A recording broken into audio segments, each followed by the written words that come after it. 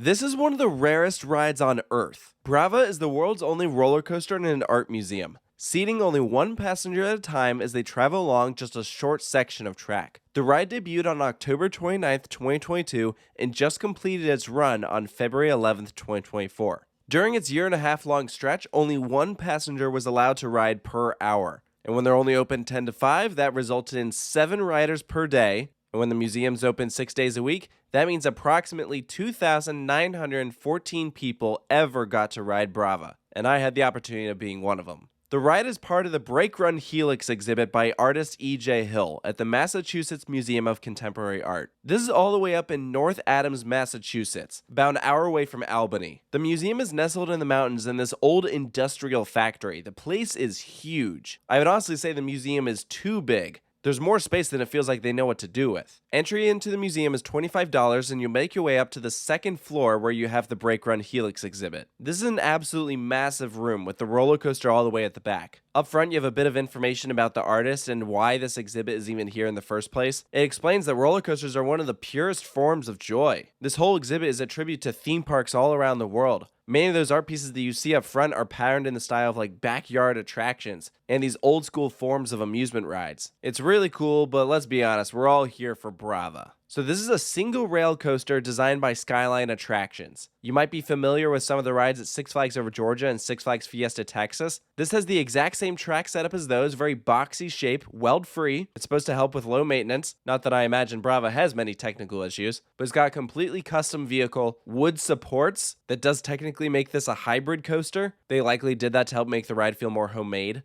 And during most times a day, you can just walk up to this attraction. It's an open exhibit. You're not supposed to touch it, but you can get all around it. And then every day on the 15-minute mark, they let someone ride it. So at this point in time, everyone has to stand back behind a safety barrier. They hook the vehicle onto a cable and pull it all the way up to the top. You'll board behind a curtain. The idea here is when you go down the first drop, you're entering the stage. And the act of going around the layout is one big performance. At the end of the ride, everyone standing there claps. It's like all eyes are on you while you ride. You have become the art exhibit. It's a really interesting concept. Now, in order to experience Brava, because of its limited capacity, you did have to make a reservation online. It was free, so we just had to be there right before our time. We would go up to the second floor, you sign a brief waiver, you climb into your small padded vehicle, there is a seat belt, and then when you're ready, they just push you off. And from there, everything else is gravity driven. The layout consists of a small drop, a little airtime peak, a swooping turn to the right, a twist to the left, then you start to rise back up the hill. You aren't able to make it all the way through. You fall backwards, pass through that low to the ground twist, which honestly that part is like kind of fun because it's this big long seat with a very loose restraint. So you just kind of slide back and forth, which is pretty fun. I mean, the forces here are pretty much non-existent, but what do you expect, right? It's essentially a kid's coaster. Just about anyone could ride this. If you were to plop it down in pretty much any other location other than a museum, it'd be pretty lame. But because it's in an art exhibit, that's what makes it so freaking cool. And you almost get nerves being on that thing. As soon as you drop out of that second floor, you see everyone standing there with all eyes on you. It's like there's an expectation that you have to act a certain way. It's different from when you're at any other theme park. Of course, people are going to be watching the ride go around, but in this case, there's a hyper fixation. It's like you are the star. But it's also weird because when you're in a museum, you don't feel like you can be loud, but naturally, when you're on a roller coaster, people like scream and shout. So it's a weird juxtaposition, but still a really cool experience. I would love to see more exhibits like this at other museums around the world. I think it's a brilliant concept having an exhibition piece based around one of the world's purest forms of entertainment. You're going to hop on this vehicle, go around this track, and it's going to be fun. So about now is usually when I'd give the ride a final score out of 10 rating the experience, but I don't feel like Brava is something you can really attach a number to.